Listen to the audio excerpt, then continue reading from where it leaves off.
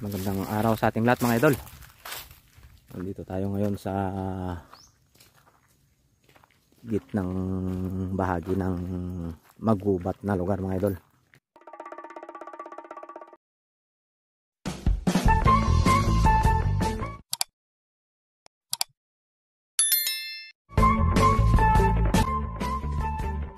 Papasyal ko kayo ngayon mga idol sa lugar na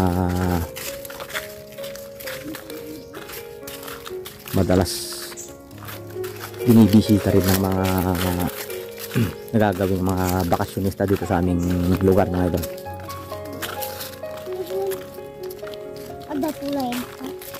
Kasama kong dalawang bata mga idol. Ito sila. Pag kasi ako may lakad lagi silang nakabuntot.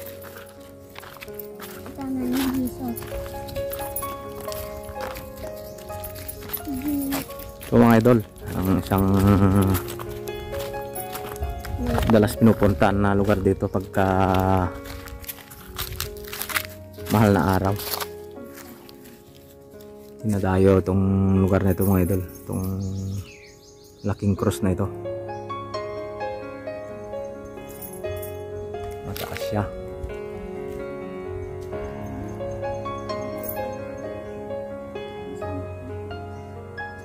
Ito yung sinasabi nilang sorry pilgrimage mga idol. Ipin natin dito sa palibot niya.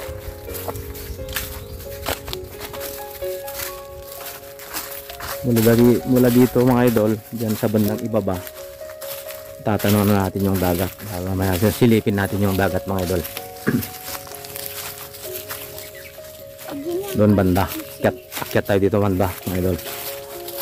Papasilip ko sa inyo yung tanawin sa baba, dagat. Sorry pilgrimage mga idol tawag nila dito.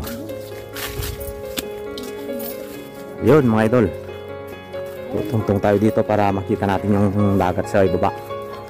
Yun yung dagat mga idol, oh. Napakalinaw yung tubig na tanaw dito. Ang ganda ng tanawin. I-zoom natin siya para makita ninyo. Yung mga idol, zoom natin konti para mapalapit natin.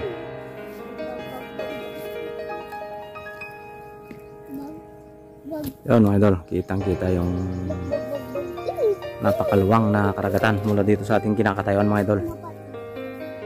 Napakaluwang na dagat, parang walang hangganan. Yun mga idol, napakalinaw ng tubig na tatanaw natin dito. Kitang kita yung kulay asul na tubig dagat. Ang ganda na naman sana mamana mga idol, kaso kwan din naman, mahirap din naman kung mag-isa. Walang kakantyawan parang mas maganda rin sana kung may kasabayan mga idol. Yung mga kasama natin kasi na tropa natin na mga diver din mga idol, busy rin sila sa laot minsan. Kaya madalas tayong nagsusolo dive.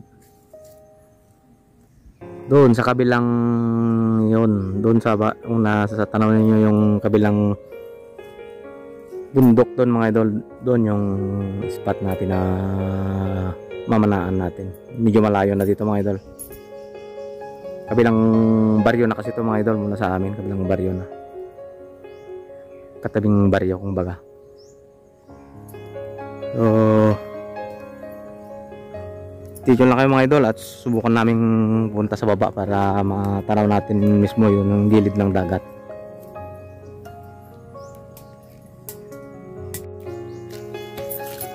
Diba na mga idol, bababa na kami mga bata.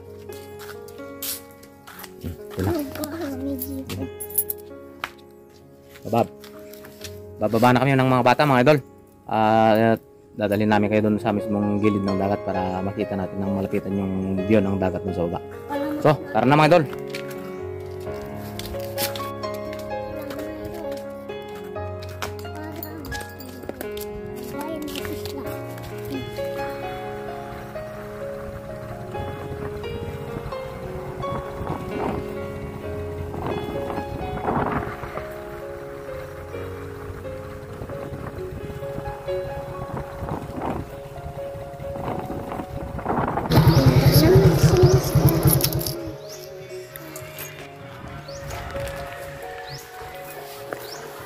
Lapit tayo konti dito para masilip natin yung mismong gilid ng dagat mga idol.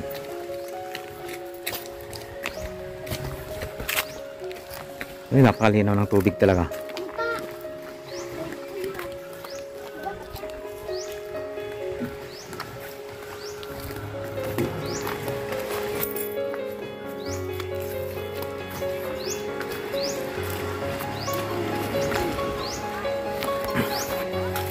Ito ang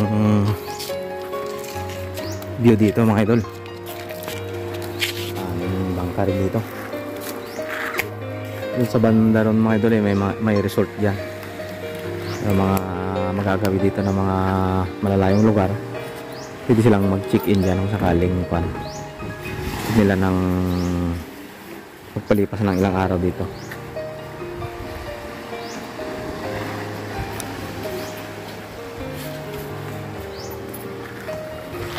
Ayun, ang bilis na mga kasama ko, nandun na sila agad.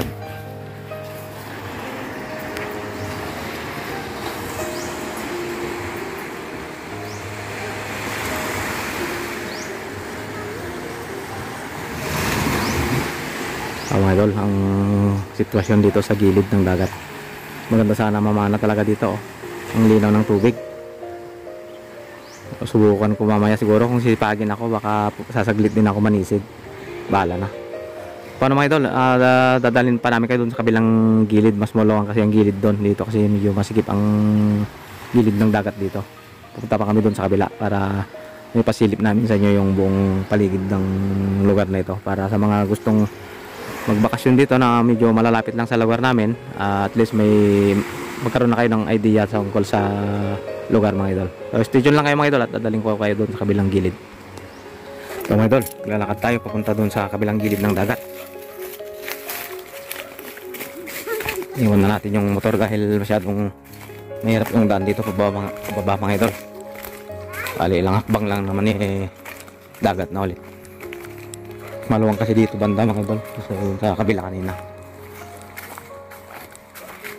Minsan dito rin kami dadiving ng mga tropa.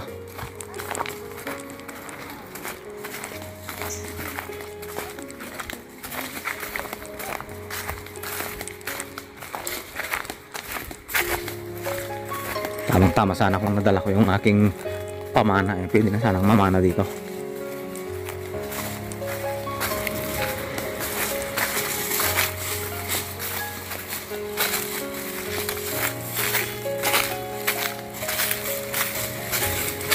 Ayun, dagat ulit mga idol.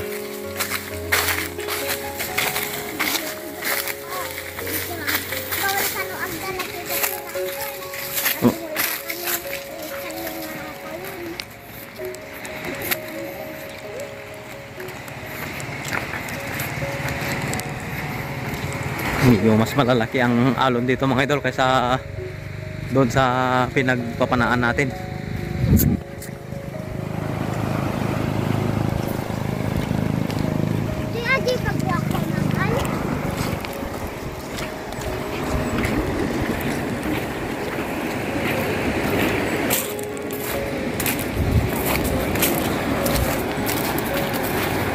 Ayun. Walang mga namamanaw kahit man lang naliligo dito mga idol. Busy siguro sila sa paghahanda ng kanilang mga pagsasalo-saluhan mamayang alas 12. Bisperas na pala maalala ko. Kaya walang ganong tao yata dito sa mga beach. Ganda ng tubig dagat mga idol, napakalinaw.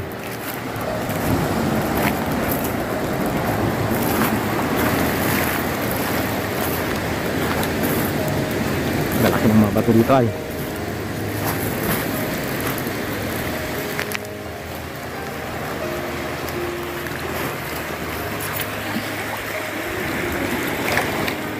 So mga idol, ang eksaktong view dito sa gilid. Kanina doon sa taas hindi natin makita masyado yung view. Ngayon nilapitan na natin ng maigi para masilip nyo ng maayos yung gilid ng dagat mga idol. Ito pala yung sinasabi nilang Surip Beach mga idol, Surip. Sa mga gustong pumasyal sa lugar na ito, tingnan nyo ng maigi mga idol yung view dito sa paligid. At least meron na kayong idea sa lugar.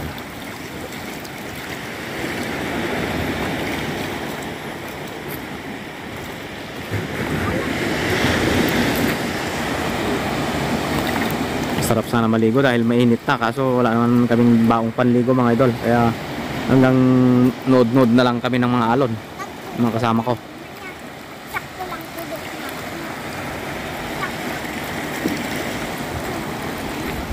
Ayun, may natatanaw ako doon na namamana na isa, di kalayuan.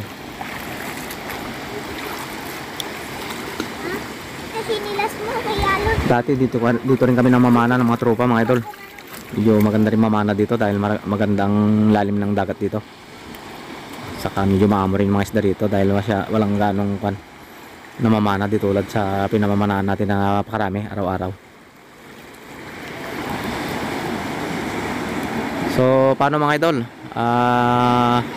Kami uuwi na rin siguro ng mga kasama ko dahil maghahanap din kami ng konting lulutuin para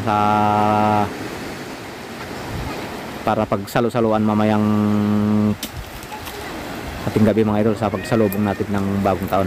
Kaya hanggang dito na lang mga idol, dito na nagtatapos ang ating maikli ngayong araw na ito, at sa naway nagustuhan niyo yung lugar na pinagdalhan ko sa inyo mga idol. Hanggang sa sunod na adventure natin, ingat po tayong lahat at maligayang pagsalubong sa bagong taon mga idol.